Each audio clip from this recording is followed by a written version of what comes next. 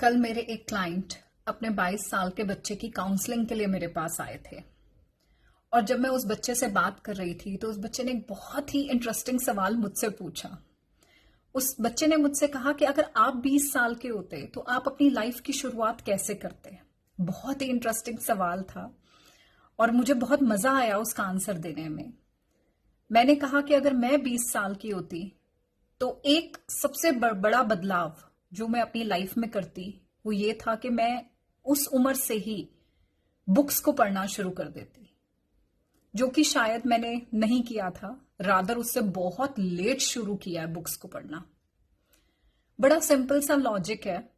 अगर एक इंसान डेली बेसिस पे सिर्फ 5 पेज किसी बुक के पढ़ता है और 5 पेज पढ़ने में अप्रोक्सीमेटली अगर मैं बात करूं तो 15 से 20 मिनट का समय लगता है, इससे ज्यादा टाइम नहीं लगता है। तो इसका मतलब क्या है कि 30 दिन में लगभग 150 पेज जो है वो पढ़े जा सकते हैं। और अगर 300 पेज की कोई बुक है तो उसको पढ़ने में समय लगेगा 2 महीने। 2 महीने में अगर हम एक बुक पढ़ सकते हैं तो 1 साल में 6 बुक्स हमने पढ़ ली। और 6 बुक्स अगर 1 साल में पढ़ ली तो 10 साल में 60 बुक्स पढ़ सकते हैं, 60 बुक्स।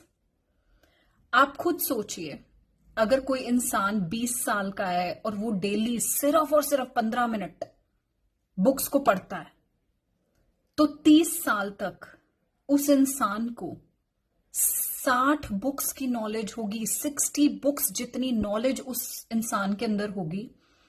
और बड़ी सोचने की बात है कि महज सिर्फ 30 साल में उस बच्चे का माइंडसेट कैसा होगा। और यही काम अगर 15 साल में शुरू कर दिया जाए तो महज 25 साल में उस बच्चे के बात करने का तरीका, उस बच्चे की नॉलेज, उस बच्चे की पर्सनालिटी कैसी होगी।